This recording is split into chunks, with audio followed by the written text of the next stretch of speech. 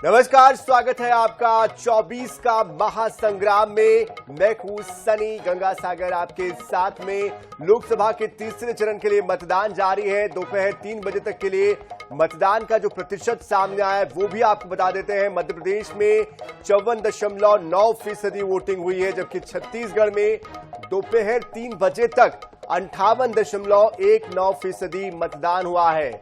मध्य प्रदेश में 9 और छत्तीसगढ़ में 7 सीटों पर वोटिंग जारी है। और अगर आप भी अब तक घर से बाहर नहीं निकले हैं तो हम भी आपसे यही अपील करेंगे कि अपने अपने घरों से बाहर निकलिए। लोकतंत्र के इस महापर्व में अपनी भी भागीदारी को निभाइए और ज्यादा से ज्यादा संख्या में अपने मताधिकार का प्रयोग करें। लोकतंत्र के इस महायज्ञ में अपनी आहुति जरूर दें।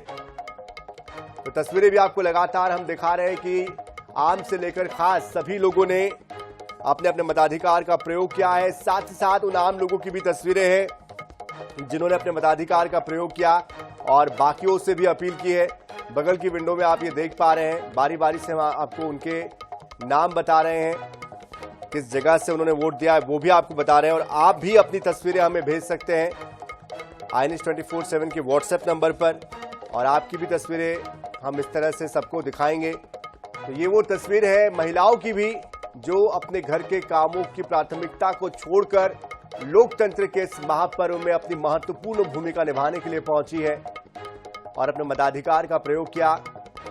तो उन दिव्यांगों की भी तारीफ करनी पड़ेगी कि उन्होंने अपनी तकलीफों को दूर रखकर अपने मताधिकार का प्रयोग किया।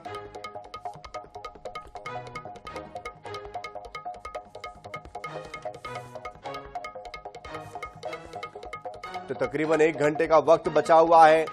ऐसे में आप भी अपने घरों से निकलिए और अपने मताधिकार का प्रयोग कीजिए। 5 साल में एक बार ये मौका मिलता है। 5 साल में आपको ये मौका मिला है और इस मौके का फायदा आपको उठाना चाहिए ताकि आप सवाल पूछ सके अपने जनप्रतिनिधियों से।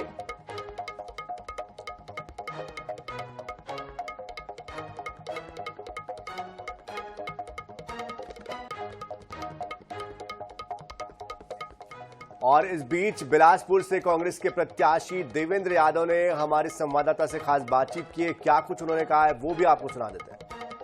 लोकसभा के कांग्रेस प्रत्याशी देवेंद्र यादव लगातार मतदान केंद्रों में पहुंच रहे हैं और वहां जाकर के जायजा ले रहे हैं कि आखिर क्या स्थितियां बनी हुई है। तो उनसे जानते हैं कि क्या माहौल देख पा रहे हैं आप।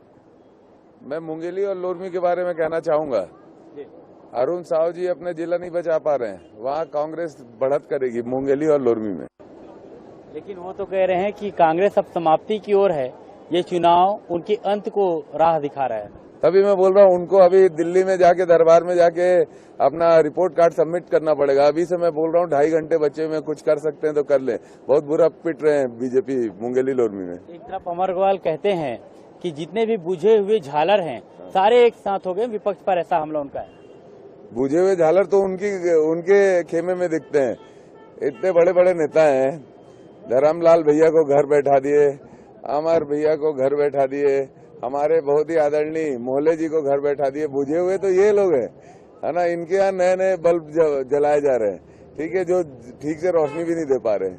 एक दावा पूरी जोर से करते हुए अमर अग्रवाल कहते हैं कि 4 जून का तारीख नोट कर लीजिए। कांग्रेस स्क्रिप्ट तैयार कर रही है कि ईवीएम पर हार का प्रतिक्रिया फोड़ने वाला जाएगा। भाई हम जीत के आ रहे हैं इस बार। ईवीएम में भी 10-20% की गड़बड़ी करेंगे ना, उसके बाद भी उत्साह इतना है उसको पार करके जीत के आएंगे। पूरे छत्तीसगढ़ और देश में किस स्थिति पर आप भाजपा को देखते हैं और कांग्रेस कौन से पोजीशन पे रहेगी? भाजपा 150 सीट से ज्यादा नहीं जाएगी।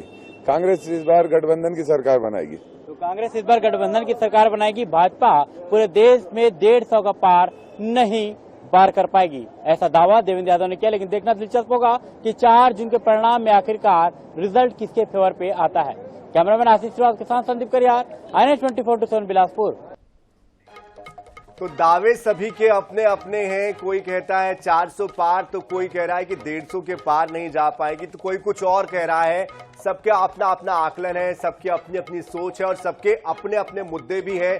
कोई महंगाई के मुद्दे पर, कोई बेरोजगारी के मुद्दे पर, तो कोई राष्ट्रवाद के मुद्दे पर, कोई राम मंदिर के मुद्दे पर, तो कोई किसी और मुद्दे को लेकर अपने मताधिकार का प्रयोग कर रहा है। लेकिन हम भी आपसे बार बार यही अपील कर रहे हैं कि आप भी अपने मताधिकार का प्रयोग करें।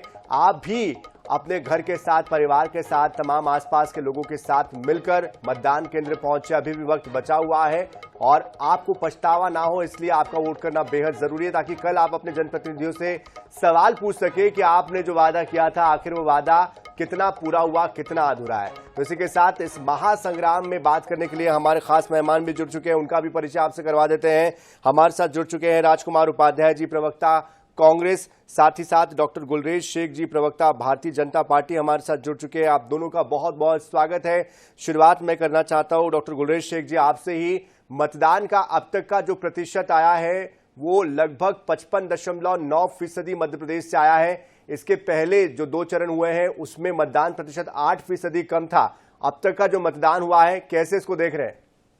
नहीं, मुझे लगता है कि ये जो लास्ट टाइम 2019 में हुआ था उतना पहुंच जाएगा, क्योंकि अभी 5 बजे तक लोग एंटर होंगे और जो एंटर होंगे वो 6 साढ़े 6 तक वोट डालेंगे। तो मुझे लगता है कि ये मतदान का प्रतिशत बहुत अच्छा, उत्साहजनक आना है। और कांग्रेस जो है वो हतोत्साहित है और हतोत्साह उनका दिखा आज किस प्रकार से उन्होंने एक बुजुर्ग ग्रामीण को की पिटाई करी जो वोट डालने जा रहा था मुरैना में, किस प्रकार से अपने आप के ऊपर ही हमला करवाया इनके प्रत्याशी ने कि एक सहानुभूति लहर बनाने की कोशिश करे। तो कांग्रेस की हालत खराब चल रही है। इनका कार्यकर्ता में तो एक बात तो मालूम पड़ी है भी, क्योंकि हम तो बूथ पर चुनाव लड़ते हैं और पन्ना प्रमुखों से जो हमने फीडबैक लिया, हमारा 90% के आसपास वोट डल चुका है पन्ने के हिसाब से, जो हमने पन्ने की रचना की है। लेकिन कांग्रेस के तो बस्ते तक के नहीं है, टेबलें खाली पड़ी हैं। तो ऐसी परिस्थिति में कांग्रेस का वोटर नहीं निकला है, लेकिन फिर भी जो इतना सारा वोट निकल रहा है ये बीजेपी का वोटर है और इसमें लगभग हमने उसको भी गोल को अचीव कर लिया ऐसा नजर आ रहा है हमको, क्योंकि पन्ना प्रमुखों से जो बात चल रही है कि 370 प्रति बूथ बढ़ाने थे जो वोट, वो भी लगभग बढ़ चुके हैं। बहुत अच्छा परिणाम आने वाला है। 9 की 9 सीटें आज हम जीत रहे हैं, 29 के 29 जीत रहे हैं मध्य प्रदेश में। चलिए, तो 29 की 29 सीटें जीत रहे हैं। राजकुमार उपाध्याय जी, आप कहीं टक्कर में है या नहीं है? पहले और दूसरे चरण के मतदान के बाद भारतीय जनता पार्टी के नेताओं का बीपी बढ़ रहा है, घट रहा है और उनके बोल वचन अलग अलग हो रहे हैं। पहले चरण में कुछ और था, दूसरे में कुछ और, तीसरे में कुछ और। तो ये उनकी खुद की बात की शैली बता रही है कि वो किस तरीके से निराश, हतोत्साहित है, क्योंकि मुद्दे नहीं है 10 साल उन्होंने क्या किया, आगे उनकी क्या कार्य योजनाएं हैं। ना निवेश है, ना नौकरी है, रोजगार के नाम पर बेरोजगारी का बड़ा लंबा एक लाइन लगी हुई है। वहीं स्टार्टअप के नाम पर, उद्योग धंधों के नाम पर भी बिल्कुल शून्यता की ओर है हर चीज विकास के मामले में। लेकिन हाँ, एक बहुत अच्छी चीज इनके राज में हुई है, वो हुई है रसोई घर से लेके बाहर की राह, जो हमारे आने जाने की ट्रेन सुविधा तक है, वहां तक का जो सफर है वो जरूर इन्होंने चौगुना कर दिया है। जो 400 पार 4 गुना चाहते थे वो कर दिया है। तो ये इस महंगाई को जो 4 गुना 400 पार जो 4 दर्जे के ऊपर रखना चाहते हैं, इनको 4 गुना करना चाहते हैं, उसमें ये बिल्कुल सफलता प्राप्त कर रहे हैं। उससे आम जनता, मध्यम वर्ग पीड़ित है, उससे परेशान है और किसान भी इस समय सबसे ज्यादा परेशान है। उसके गेहूं की उपज का सही दाम नहीं मिल रहा है और उसके पहले धान का मूल्य का हाल भी देख लिया। लेकिन खाद, बीज और जो कृषक सामग्रियों पे जीएसटी भारी मात्रा में लगना है वो बिल्कुल लग रहा है। तो मुद्दों की बात जब आती है तो भारतीय जनता पार्टी मुद्दों से हटकर बात करने में ज्यादा विश्वास रखती है। वो चाहती है जितना दूर से भटकाओ, जितना दूर कराओ, उतना ज्यादा अच्छा रहेगा, क्योंकि मुद्दों पर जब बात आ जाएगी तो जनता इनसे सवाल पूछेगी, जनता को ये जवाब नहीं दे पाएंगे। तो कांग्रेस का कार्यकर्ता बूथ से लेके पूरे ब्लॉक, नगर और जिला और लोकसभा स्तर तक पूरी तरीके से सक्रियता से मैदान में खड़ा हुआ है और वो पूरी तरीके से मतदाताओं को। चलिए राजकुमार उपाध्याय जी, आपका मतदाता खड़ा है या नहीं खड़ा है तो नतीजों के दिन पता चलेगा, लेकिन आपकी पार्टी की जो स्थिति है उसके बाद कहीं ना कहीं आपसे आने के बाद सवाल पूछूंगा मैं कि आखिर ये भगदड़ की स्थिति क्यों मची हुई है। लेकिन डॉक्टर गुलरेज शेख, जिस तरह से उपाध्याय जी आप पर आरोप लगा रहे हैं, एक वक्त वो भी था जब 2014 में आपका एक कैंपेन चलता था, बहुत हुई महंगाई की मार, अब की बार मोदी सरकार। अब जो महंगाई की स्थिति है उसको लेकर क्या आपको लगता नहीं कि एक मुद्दा, बड़ा मुद्दा है महंगाई या बेरोजगारी, और ये भी एक विषय है मतदाता के लिए जिसको ध्यान में रखते हुए वो मतदान करेगा, या फिर सिर्फ राम मंदिर के आश्रय ही मतदान होगा?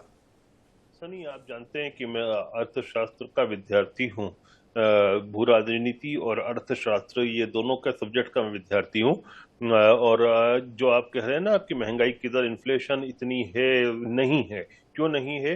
क्योंकि यदि ये इन सब चीजों में डाटा काम करता है। यदि आप डाटा उठाकर देखें तो मनमोहन सिंह के समय यूपीए के कालखंड में महंगाई की दर जो थी 14%, 11.5%, 12%, 9%, 9.5%, 8.5%, डबल डिजिट में जाती थी।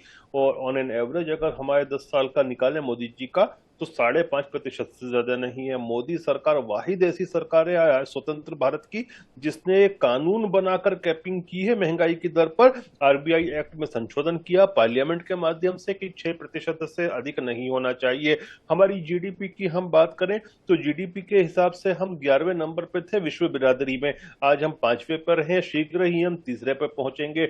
हमारी जो उस समय की जीडीपी हुआ करती थी, देश की कुल जीडीपी 2.25 ट्रिलियन की थी, आज 3.25 ट्रिलियन की है। हमारी प्रति व्यक्ति आय में जो इजाफा हुआ है वो लगभग 45% का हुआ है। फिर उसके बाद आप देखिए कि चाहे जनधन योजना के माध्यम से खाते खुलवाना हो, चाहे महिलाओं को सिलेंडर देना हो, चाहे आयुष्मान के माध्यम से 5-5 लाख का उपचार देना हो, चाहे प्रधानमंत्री आवास योजना के तहत छत देनी हो, वेरियस ऐसी स्कीमें हैं जो सोशल बेनिफिट कर रही हैं। तो लोग इसलिए हमको आशीर्वाद दे रहे हैं, और इसीलिए आपको कहीं ऐसा नहीं दिखेगा कि उस समय जंतर मंतर पे जैसे जिस प्रकार के आंदोलन हुआ करते थे महंगाई के लेकर, इनके भ्रष्टाचार को लेकर, कुछ भी नहीं है ऐसा।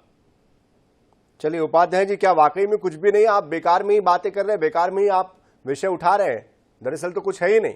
योजना के सिलेंडरों को देख लीजिए कि उसी में आग लग गई है, उसकी गैस बाहर आ गई है और वो आग लग गई है।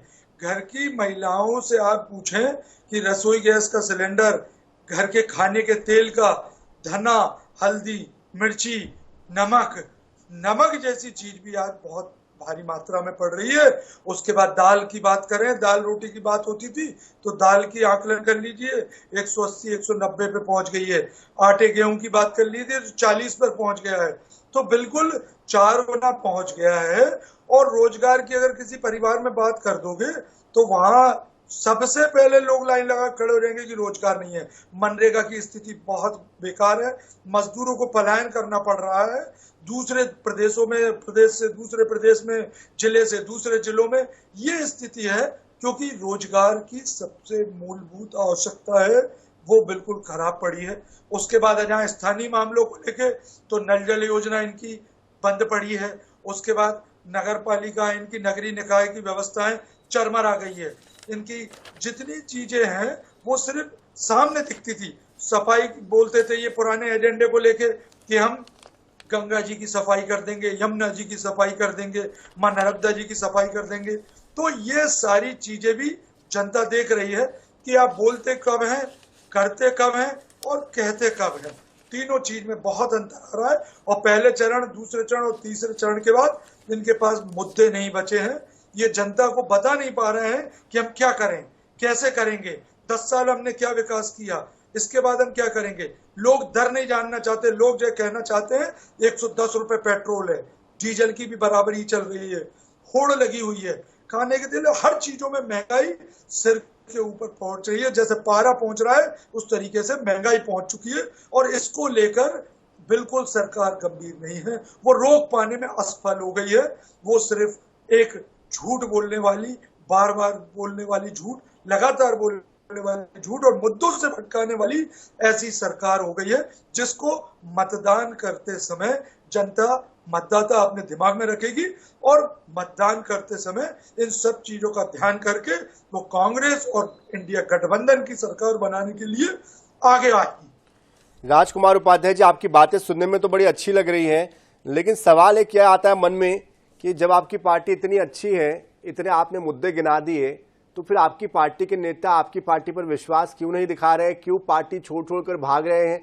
क्यों बीजेपी ज्वाइन कर रहे हैं? और क्यों जनता आप पर विश्वास करे जब आपकी पार्टी के नेता ही आप पर विश्वास नहीं कर रहे?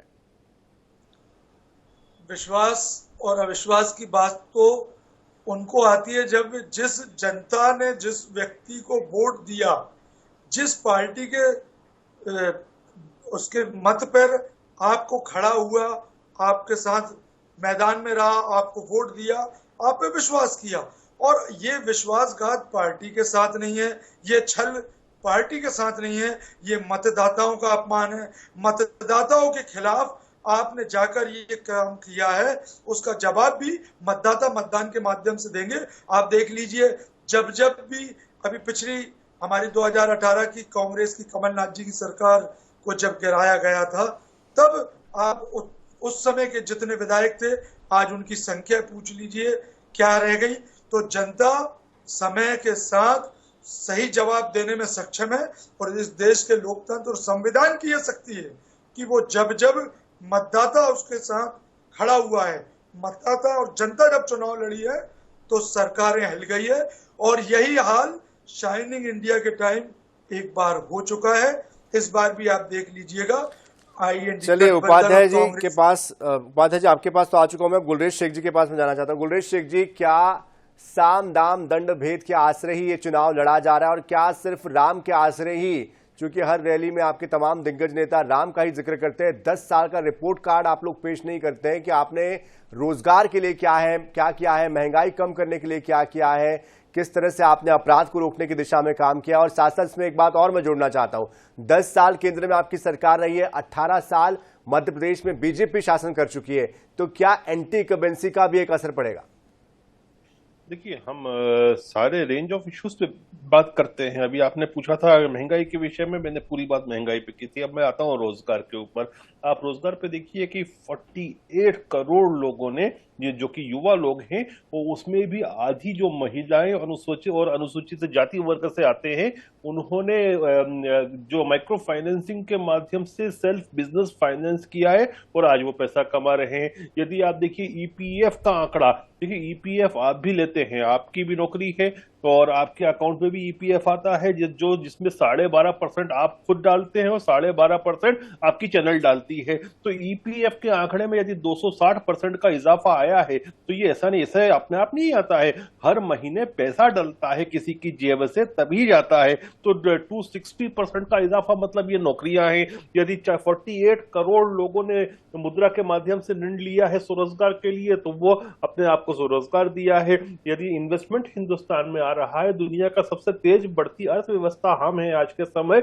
मूडीज की यदि हम बात करें ना, तो मूडीज ने भाई साहब रेटिंग की थी 2014 में भारत की स्टेगनेंट, आज पॉजिटिव रेटिंग करी है। तो ये सब हमने उपलब्धि करके दिखाई। आप डिफेंस सेक्टर में देख लीजिए कि जहां पर नॉर्थ ईस्ट में कहीं सड़कें नहीं बनाते थे चाइना के बॉर्डर के इधर, और इन लोगों ने तो बाकायदा ये कहा था कि वहां पर इंफ्रास्ट्रक्चर ना बनना ही सबसे बड़ी अच्छी काम है, ताकि चाइना के लिए उसमें कठिनाई होगी। हमने फौज के लिए इंफ्रास्ट्रक्चर बनाया, हमने फौज के लिए जहाज लाके दिए, स्क्वाड्रन्स खत्म हो गई थी हिंदुस्तान की वायुसेना की, उनको हमने लाके दी। हम नेट इंपोर्टर से आज वेपन्स के एक्सपोर्टर बन के उभरे हैं। अभी हमने वियतनाम को ब्रह्मोस मिसाइल दी है। हमारा अगर वैश्विक स्तर पर देखें तो भारत का डंका बज रहा है। ये सब हमने करके दिखाया है, उपलब्धियां हैं, उसके अनुसार बात करते हैं। चलिए, इस पर प्रतिशत अभी भी बहुत कम है और समय अभी भी बचा हुआ है। ऐसे में आपसे हम बार बार सुबह से यही आपसे निवेदन कर रहे हैं कि आप जरूर मतदान करने के लिए जाइए, क्योंकि लोकतंत्र का ये महापर्व है और आपको ये मौका 5 साल में एक बार मिलता है कि आप अपना जनप्रतिनिधि चुन सके, ताकि कल को आप ये ना कह सके कि आपकी मर्जी का जनप्रतिनिधि नहीं है और आप सवाल भी नहीं पूछ पाएंगे कि आपके क्षेत्र का विकास क्यों नहीं हुआ या जो वादे किए गए थे वो अधूरे क्यों रह गए। इसलिए सवाल पूछने की जो ताकत है ये आपका एक वोट देता है, इसलिए वोट करने जरूर जाए, मताधिकार का प्रयोग ज्यादा से ज्यादा संख्या में करें। और फिर से हम यही कहेंगे, अभी वक्त है, जरूर जाए। दोबारा से रुख कर लेते हैं हमारे 24 के महासंग्राम का, जहां पर हमारे जो मेहमान हमारे साथ बने हुए हैं उनका रुख कर लेते हैं। हमारे साथ राजकुमार उपाध्याय जी, प्रवक्ता कांग्रेस लगातार बने हुए हैं, डॉक्टर गुलरेज शेख जी भी लगातार प्रवक्ता भाजपा बने हुए हैं। दोबारा से आप दोनों का स्वागत करते हैं। और जैसे कि राजकुमार उपाध्याय जी आप कह रहे थे कि तमाम जो बिंदु है उस पर आपकी सरकार काम कर रही है, लेकिन एक सवाल मेरा एंटी इनकम्बेंसी को लेकर भी था आपके पास, क्योंकि 18 सालों तक बीजेपी शासन में रही है प्रदेश में और केंद्र में लगातार 10 साल से बीजेपी ही सत्ता में है। लंबे समय से हम देख पा रहे हैं कि 29 लोकसभा सीटों में, पिछली बार तो 29 में से 28 पर आप जीते थे, पर अधिकतर सीटों पर बीजेपी के ही सांसद हैं। तो क्या इसका कुछ असर पड़ता हुआ आपको नजर नहीं आता? बिल्कुल, जनता के मन में महंगाई मुख्य मुद्दा है। उसके बाद किसानों के भी जो समस्याएं हैं वो कोई छुपी नहीं है। उसके बाद युवा वर्ग इस समय सबसे ज्यादा हतोत्साहित है। जैसे ही उसको बेरोजगारी रोज खल रही है, तो बेरोजगारी के कारण आदमी मानसिक, पारिवारिक और आर्थिक तीनों तरीके से बहुत परेशान रहता है। और जब व्यक्ति घर से निकलता है तो महंगाई को लेके बाहर तक महंगाई के नाम पर वो परेशान है। तो जब अब मतदाता जब मतदान के लिए निकलेगा तो पहले वो घर की रसोई से ध्यान करता हुआ सामने की सड़क, घर का पानी, बिजली का बिल और स्थानीय जो उसके रोजमर्रा की समस्याओं से जो सामना करना है, उससे लेकर वो फिर बाद में राज्य, जिले, राज्य और देश की समस्याओं तक पहुंचता है। तो इन सब चीजों को अब जनता बखूबी बहुत अच्छे से समझ रही है और उसका परिणाम स्वरूप मतदान भी करने वो पहुंचेंगे। और मैं आपके चैनल के माध्यम से, IANS चैनल के माध्यम से फिर से सभी दर्शकों के साथ ही जो भी अपने चैनल को देख रहे हैं या जिनके पास पहुंच रही है खबर, फिर निवेदन है हमारा कि मतदान का प्रयोग अधिक से अधिक होना चाहिए और मत का प्रयोग लोकतंत्र की रक्षा के लिए बहुत आवश्यक है। हमारा मत हमारा अधिकार है और उन अधिकारों को हम 5 साल में एक बार प्रयोग करके हमको देखना है कि जिनकी सरकारें हमने चुनी है उन सरकारों ने हमारे को क्या दिया है, क्या नहीं दिया है, क्या कमियां रही, क्या खूबियां रही, इन सब को लेके निर्णय करके मतदान करना चाहिए। और इसके लिए पुनः निवेदन है कि 1.5 घंटे का समय अभी भी है, मतदान करें और मतदान करना अपना अधिकार है और हर चीज के सोच समझ कर निर्णय लेकर मतदान करें। बाकी देश की, जब हमारे साथी बोल रहे थे नॉर्थ ईस्ट की, तो नॉर्थ ईस्ट में मणिपुर की हालत देख ली आपने। तो जब अपने घर में ही अपन लोग नहीं संभाल पा रहे हैं तो बाहर की बात अपन बाद में करेंगे। पहले देश में इतना बड़ा मणिपुर का काम चलता रहा, इतने बड़ी बड़ी घटनाएं होती रही, पर भारतीय जनता पार्टी के नेता प्रधानमंत्री जी, चलिए जवाब किसी देते के हैं। मुंह से गुलरेज शेख जी, आप प्रतिक्रिया देना चाह रहे हैं? जी देखिए, मणिपुर में कांग्रेस ने क्या काम किया है सब जानते हैं, और कांग्रेस ने के जमाने में कितने कितने साल तक मणिपुर में क्या क्या होता रहा वो विरासत है। लेकिन अमित शाह जी वहां गए हैं और जाकर वहां पर रुके हैं, मल्टीपल टाइम्स गए हैं और मणिपुर की स्थिति पर नियंत्रण कर रहे हैं। जहां तक बात की इन्होंने मतदान की, हाँ, इनकी इस बात पे मैं बिल्कुल हामी भरता हूं कि आवाम को बाहर निकलना चाहिए। अभी समय है, अपने मताधिकार का उपयोग करें। और आप ही सरकारें बनाते हो, लेकिन अगर आप घर में बैठे रहोगे तो फिर आपको हम सरकार बनाने वाला कैसे कहें। इसलिए मैं विनम्र विनती करता हूं कि अपने घरों से निकले और मतदान करें प्लीज। चलिए, आपकी अपील तो अच्छी लगी सभी को, लेकिन मेरा सवाल एक और भी था एंटी इनकम्बेंसी को लेकर। उसका जवाब उपाध्याय जी ने दिया है, लेकिन मेरा सवाल आपसे था दरअसल कि आप बताएं कि आखिरकार क्या इससे मतदाता प्रभावित नहीं होगा। और जो बड़े चेहरे में उस पर भी आना चाहता हूं जल्द से जल्द, ताकि उस पर भी हम बात कर पाए। देखिए, प्रो इनकम्बेंसी जरूर है और ये हमने तब भी देखी थी जब विधानसभा का चुनाव था। विधानसभा के चुनाव में कितने सारे आकलन अलग अलग कर रहे थे, कांग्रेस पार्टी के अलग दावे थे, लेकिन ऐतिहासिक जीत हुई हमारी। उसके पीछे एक कारण और भी था कि 15 माह की सरकार आवाम ने देखी थी किस प्रकार से दलाली शुरू हो गई थी, किस प्रकार से काम रुकने लग गए थे और कांग्रेस का कार्यकर्ता किस प्रकार से बिल्कुल कॉलर ऊपर करके और बिल्कुल दंभ के साथ चलने लगा था, ये सब चीजें आवाम पसंद नहीं करती। तो इनका फिर तख्ता पलट दिया। उपचुनाव में भी इनको जूते मारे जनता ने और मुख्य चुनाव में भी जूते मारे। तो वो सब बातें बार बार रिपीट करने की जरूरत नहीं है। तो प्रो इनकम्बेंसी है, स्टेट की भी प्रो इनकम्बेंसी है और केंद्र की भी प्रो इनकम्बेंसी है। हाँ, एक बात और कहूंगा मैं कि ये जो मतदान के आंकड़े हमको दिख रहे हैं राजगढ़ में ठीक ठाक दिख रहे हैं। राजगढ़ में क्यों ठीक ठाक दिख रहे हैं? क्योंकि राजगढ़ में कांग्रेस थोड़ी बहुत है फिर भी। गुलरेज जी शब्दों को लेकर मैं आपसे निवेदन करूंगा, शब्दों की गरिमा बनाकर रखिए, जूते चप्पल वाले शब्दों का इस्तेमाल ना करें। ठीक है, जनता का आशीर्वाद है, जनता का मूड है, जनता कभी आपके साथ कभी उनके पास, इस तरह के शब्द ना आप स्वीकार करेंगे ना वो स्वीकार करेंगे। इसलिए निवेदन है दोनों से मेरा कि शब्दों की गरिमा बनाए रखें। लेकिन इस बीच एक बड़ी खबर अगले चरण में होना है। लेकिन भोपाल, ये जो चरण होने हैं इसमें जो बड़े चेहरे दांव पर लगे हैं, कैसे देखते हैं? नहीं, लोकतंत्र की खूबसूरती है कि नए चेहरे भी लड़ते हैं और बड़े चेहरे भी लड़ते हैं। अभी तक ये भारतीय जनता पार्टी ही करती रही है। पहली बार एक दिग्विजय सिंह के नाम पर इन्होंने एक कोशिश करी है। बाकी इनके तो सारे बड़े चेहरे जो हैं वो घरों में छुप के बैठ गए हैं। लेकिन बड़े चेहरों को लड़ना चाहिए, उससे मतदाता में भी उत्साह नजर आता है। और कुछ प्रतिशत जो हमको राजगढ़ में अधिक दिख रहा है, उसका कारण भी ये है कि कम से कम कांग्रेस ने कहीं पर तो एक बड़ा चेहरा उतारा, तो इनका कार्यकर्ता भी कुछ हद तक एक्टिव हुआ। वरना सारी जगहों पर आप देखिए कांग्रेस का तो वोटर निकला ही नहीं है, क्योंकि इनका कार्यकर्ता निकाल ही नहीं रहा है, बसते ही नहीं लगे टेबल के ऊपर। तो बड़े चेहरे उतरना चाहिए, नए चेहरों को अवसर मिलना चाहिए। बीजेपी हमेशा करती रहती है और उसका सुखद परिणाम आता है हमेशा। लेकिन राजगढ़ में रोडमल नागर जी को आपने दोबारा से उतारा है। दिग्विजय सिंह जाने माने एक दिग्गज नेता की छवि उनकी है, उनका कद अलग कद है, हमेशा सुर्खियों में बने रहते हैं, राज्यसभा में लंबे समय से जा रहे हैं और इस बार तो ये भी कह दिया है कि ये मेरा आखिरी चुनाव है। क्या कुछ असर पड़ेगा? देखिए, रोडमल नागर जी को उनकी सादगी जो है ना वही निकला देगी चुनाव, ये आप मान के चलें। और दिग्विजय सिंह, ये वही दिग्विजय सिंह हैं जो 3.5 लाख वोट से हारे थे पिछली बार भोपाल के चुनाव में। और मुझे उम्मीद है कि ये 4, 4.5, 5 के आसपास से हारेंगे इस बार राजगढ़ से। वैसे भी ठीक है, चाहे इनकी ट्रेडिशनल सीट हो, लेकिन ट्रेडिशनल सीट वो हमारी बन चुकी है। किसी परिवार का नाम नहीं लिखा रहता किसी सीट पर। ये आज के समय राजगढ़ लगातार बीजेपी की सीट है। और आप ये भी मत भूलिए कि चाचौड़ा से इनके भाई अभी अभी चुनाव हारे, तो इनकी कोई रेपुटेशन वहां अच्छी नहीं है। और ये हारने वाले, इनके भाई ने खुद ने कहा था कि ये दलालों के साथ रहते हैं और इस प्रकार की बातें कुछ दिन पहले की थी। तो माननीय दिग्विजय सिंह जी की जो रेपुटेशन है दलालों को साथ रखने वाली, वो तो इनके भाई ने बताइए। गुना पर क्या कहेंगे आप? ज्योतिरादित्य सिंधिया, पिछली बार केपी यादव ने 1.25 लाख वोटों से हराया था, इस बार आपकी पार्टी से लड़ रहे हैं।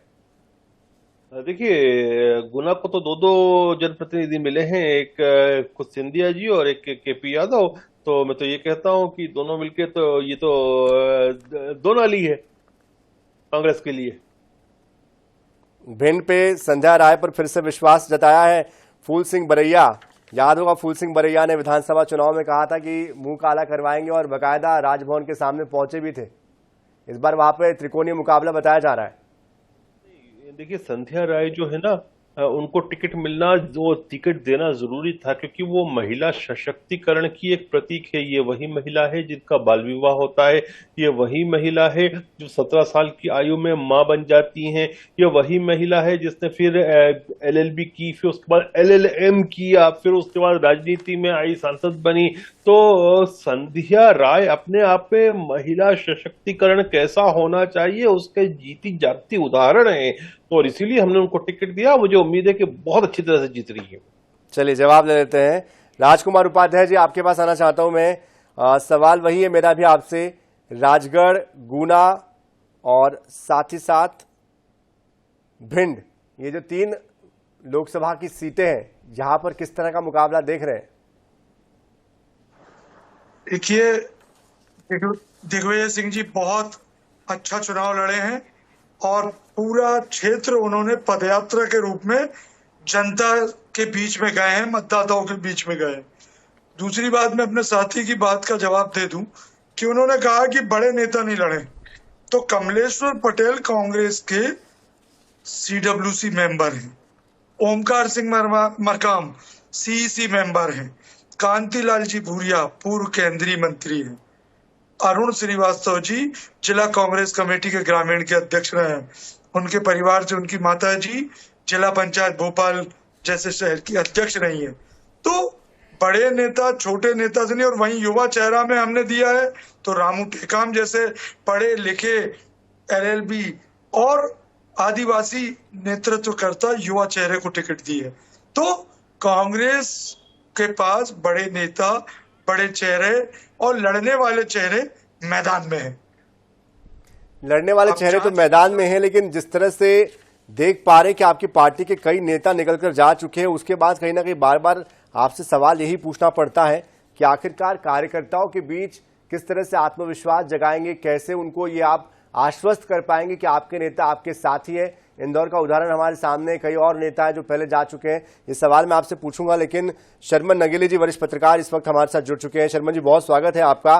बहुत देर से आपका इंतजार हम कर रहे थे और आपसे सवाल मेरा यही है, आज जो 9 सीटें मध्य प्रदेश की जिन पर ये मुकाबला हो रहा है, किसके लिए ज्यादा नफा, किसका नुकसान, कहां पर कड़ा मुकाबला, कैसे देखते हैं आप इन सीटों को?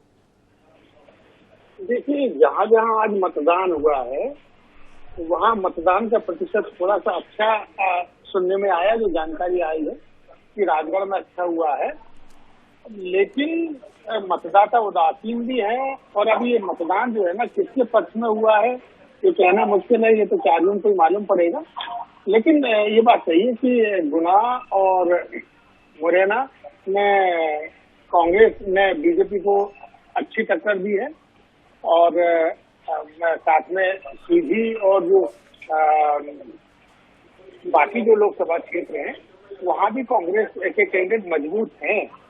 लेकिन जो चीजें चल रही हैं इस समय की, एकदम जो इशूज हैं, जो मुद्दे हैं, वो एकदम गायब हो गए हैं। पार्टी के कार्यकर्ता जो है ना वो पूरी तरीके से डिजिटल मोड पर आ गए हैं। मतदाताओं से लोग अपील नहीं कर रहे हैं, मतदाताओं से लोग मिलने के लिए नहीं जा रहे हैं, मतदाताओं को घर से मतदान करने के लिए निकालने का प्रयास नहीं कर रहे हैं। यही कारण है कि मतदान प्रतिशत फर्स्ट और सेकंड फेज में कम हुआ, थर्ड में भी थोड़ा सा अंतर तो आ रहा है। और इसका एक और कारण है कि माननीय अमित शाह जी इसीलिए बोल के गए थे कि जिन जिन विधानसभा क्षेत्रों में मतदान कम होगा वहाँ के मंत्री मध्य प्रदेश के अपना पद त्यागने के लिए तैयार रहें। और ये भी संकेत निकल कर आए थे कि जहाँ अच्छा होगा वहाँ के लोग मंत्री बनेंगे। तो जो पार्टी के जो लोग हैं, कोई भी कांग्रेस या बीजेपी, इनका मतदाताओं के प्रति इनका जो रवैया है वो वैसा नहीं है जैसा पहले रहता था। जब ये डिजिटल मोड नहीं था उसके पहले जिस प्रकार से मतदाता को ये लोग घर से निकालने का प्रयास करते थे, मतदाता को घर से मतदान बूथ तक ले जाने का काम करते थे और उनको बहुत सारी चीजें उपलब्ध कराते थे। लेकिन इस लोकसभा चुनाव में सारे राजनीतिक दल जो है ना वो डिजिटल मोड पर चले गए। लोग AI के माध्यम से क्लोन बनाकर स्पीच भेज रहे हैं। डीप फेक का समय बहुत तेजी के साथ चल रहा है। भारत सरकार की कोई नीति नहीं है। लेकिन फिर भी इन सब चीजों के बीच में हो सकता है कि चौथे फेज के चुनाव में मतदान प्रतिशत और बढ़े। लेकिन कांग्रेस को जो खोने के लिए कुछ नहीं है, जो कुछ कांग्रेस को गेन ही गेन करना है, खोने के लिए सिर्फ बीजेपी के पास है। वो कितना रिटेन कर पाएंगे ये देखना है। ये आपने बहुत महत्वपूर्ण बात कही, कितना रिटेन कर पाएगी ये देखना है, क्योंकि कांग्रेस के पास खोने के लिए कुछ नहीं है और बीजेपी के सामने बड़ी चुनौती ये है कि फिर से एक बार अपने को जीतकर वापस। अपील है कि आप भी अपने घरों से निकले, अपने मताधिकार का प्रयोग करें। अभी भी वक्त है, अभी भी आप अगले 5 सालों के लिए अपना भविष्य चुन सकते हैं, अपने भविष्य को सुनिश्चित कर सकते हैं। सवाल पूछने का जो अधिकार है वो आपको भी मिल सकता है। बस उसके लिए करना ये होगा कि आपको अपने घरों से बाहर निकलकर वोट करना होगा और स्याही का ये निशान आपको दिखाना होगा। आप भी अपनी तस्वीरें हमें INH के WhatsApp नंबर पर भेज सकते हैं, तो तस्वीरें भी भेजिए, वोट भी जरूर डालिए। तो अभी रुक रहे छोटे से ब्रेक के लिए, बने रहिए हमारे साथ।